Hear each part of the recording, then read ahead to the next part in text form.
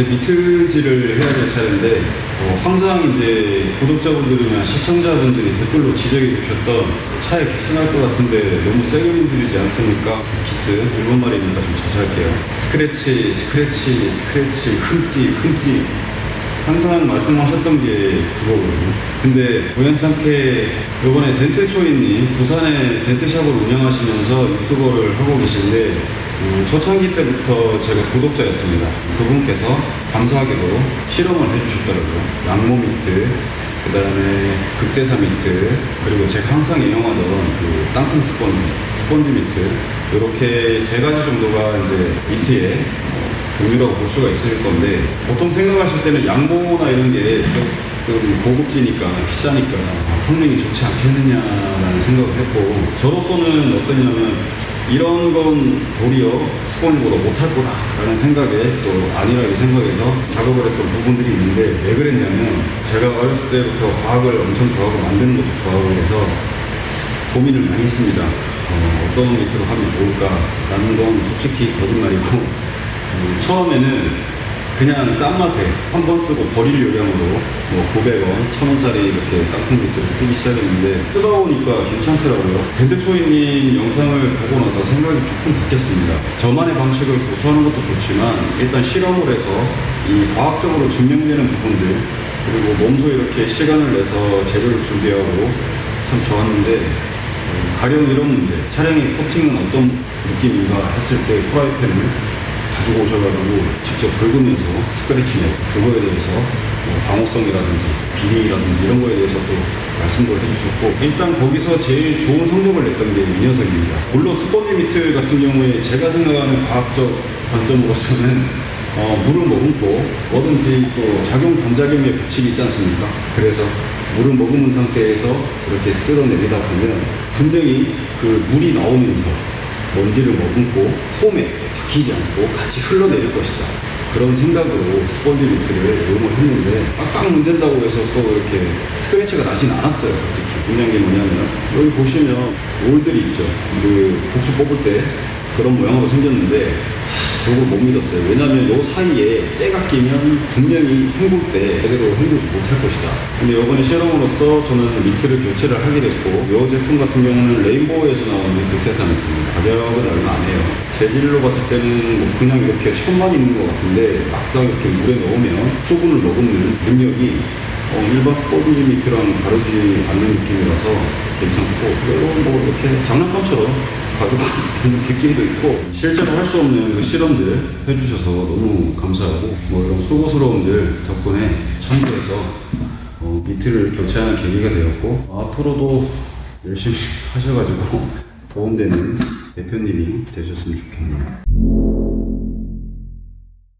여기 넣으려면 이 샴푸를 계량하는 방법이 보통 그냥 이렇게 손대중으로 이렇게 쭉쭉 짜는데, 요 50ml 정도 기준으로 희석비들이 다 다르죠. 500대 1도 있고 1000대 1도 있고 주구장창 중구난방 진짜 제각각입니다. 근데 여기다가 이렇게 소분용기 파는 거에다가 요거 만땅이 50이거든요. 그럼 크게 쭉쭉 짜면 한 2번 이렇게 쭉 넣어버리면 돼요. 쭉 넣고, 자 그럼 넣다 보면 한 45mm, 40mm 정도 되겠죠. 그냥 던져. 왜 던지냐? 나중에 물 들어가면 헹구면 이렇게 안에 휩쓸려 나갈 테니까. 자, 그럼 고압수로 좀 쏴보겠습니다. 이거 날아갈 수 있으니까 잠깐 빼놓고, 여기 카처, 고압 세척기 같은 경우는 고압이 너무 세서 눈으로 확 휘어버릴 수도 있기 때문에 조심하시고요. 자, 확인하고 일단.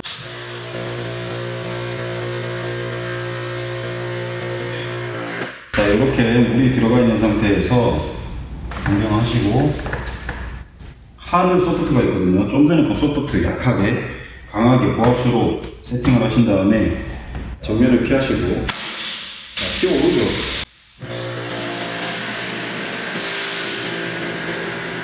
이거는 따라받아야 되겠네.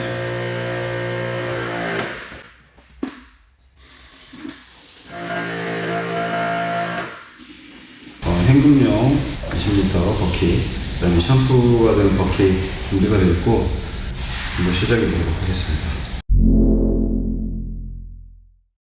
미트질은 역시 상부에서부터 아래로 한다고 생각하시는데, 저는 방식이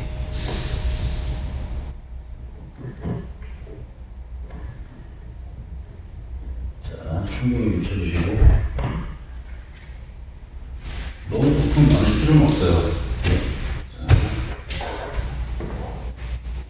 힘 빼셔도 됩니다. 왜냐면 물 자체 이제 샴푸 그 물을 먹으면 밑에 자체에 무게가 있기 때문에 최대한 이렇게 한쪽 방향으로 하시고 뒤집으시면 돼요. 거창하게 할 필요 없습니다. 고압수로 웬만한 그 상부 오염은 다 날아갔고 먼지 같은 건 뭐 고압수로 거의 다 날아가니까 그리고 프리워시도 진행했고 여기까지 본네트가 끝났어요. 집에서 반짝이죠? 튜닝을 좀 했습니다. 심심했어요. 이렇게 헹궈보면 이게 폴리카보네이트로 만든 진짜 그 고스트 버킷이 아니라서 투명도가 약해서 잘 안 보이고 주면 짜주시고 담가서 샴푸물로 드신 다음에 그대로 그냥 무게 필요 없습니다. 뭐 이것이 과하실 필요가 없어요. 슬슬 그냥 이렇게 슬슬 리드미컬하게 그냥 이렇게 해주시면 되거든요. 저는 촬영은 반으로 넣어줍니다. 반으로 이렇게 바로 가셔도 되는데 이제 투버킷 준비가 되셨다면 이렇게 보이죠? 여기까지 갑니다. 제가 생각할 때 요 아래로는 하부입니다.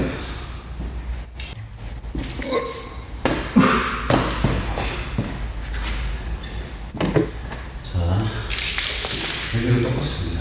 어차피 저기 앞에 본네트를 했기 때문에 이렇게 스무스하게 뒤집어서 자, 이렇게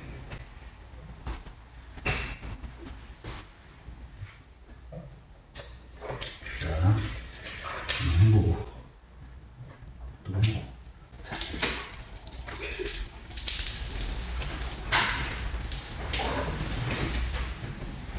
힘주실 필요 전혀 없습니다. 뒤집고 자, 트럼프 위에까지 패널이 다 표시가 되어 있어요.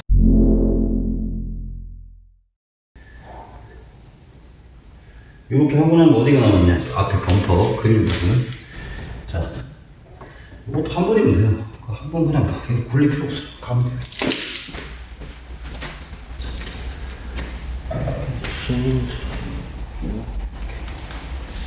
이제 여기가 하부죠. 이게 시작입니다. 하부의 시작. 그래서 보통 미티질 하실 때 좋은 방법이 트렁크부터 하시는 방법도 있어요. 왜냐하면 엔진열을 식힐 시간이 없다 하면 뒤쪽부터 이렇게 닦아 나오시는 것도 좋은 방법이에요. 그렇게 하면 앞에 이렇게 마르지 않겠죠. 지금 말랐죠, 이렇게. 이렇게 말랐어요. 잠깐 하는 동안 말랐는데. 그리고 제가 샴푸인데 왁스가 섞인 제품들을 여러 군데도 썼던 이유가 뭐냐면 왁스 성분이 들어가면 일단 윤활 작용이 좋을 것이다 해서 클레이로그 대신에 첫 번째고요. 두 번째는 세차를 하다가 중단을 하더라도 물기는 닦아야 될 거 아닙니까? 드라이를 해야 되는데 드라이브에 바로 떠날 수 있는 오늘 왁스를 덮어도 못했어 라는 그런 좀 불안한 초조함을 없애기 위해서 보호장치로 쓰는 이유가 있고요. 뭐 써보니까 발수력도 굉장히 좋습니다. 뭐 딸리는 게 없어요. 샴푸 기능 충실하고 윤활림도 굉장히 좋고 일단 그렇습니다. 왜 샴푸, 왁스, 올인원 제품을 쓰는가 궁금하신 분들도 혹시 있을 것 같아서.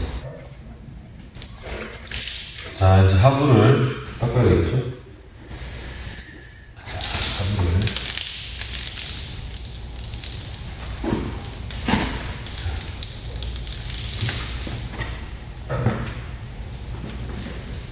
여기 닦았어요. 자, 근데 왜 닦냐? 샴푸물 흐르라고. 자, 이쪽으로 이렇게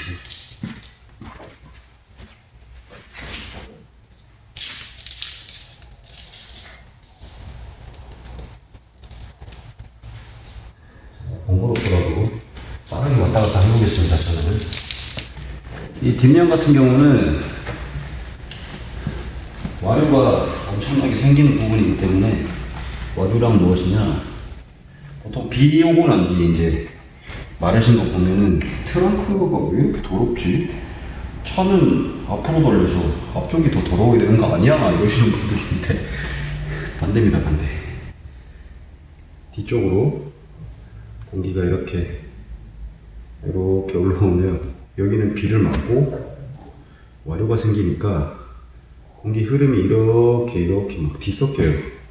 그러니까 여기 이제 모이는 거지. 진공청소기 꼭 그 집진 필터처럼요. 보통 이제 하부는 여기 거의 다 집중되어 있죠. 이쪽을 한번 닦고 쉬운다 생각하고 벌써 때 나오죠. 이렇게 자 뒤집어서 또 이렇게 자 한 번씩만 왔다 갔다 하시면 돼요. 이렇게 자 하시고 나면 고압수를 잘 뿌리고 프리워시가 잘 됐다면 때가 거의 나오지는 않습니다. 힘을 절대 주지 않고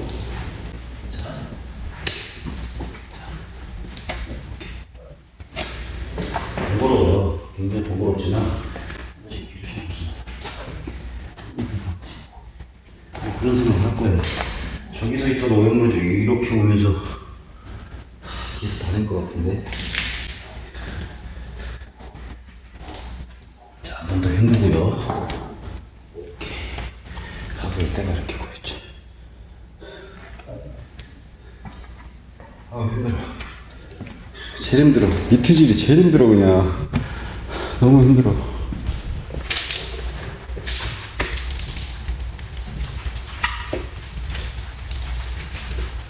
도장면 살짝은 끝이 난 것 같습니다. 지금 뭐 곳곳에 촬영하지 못했지만 브러쉬로 틈새 다 밀어줬고 이제 고압수를 뿌려야죠.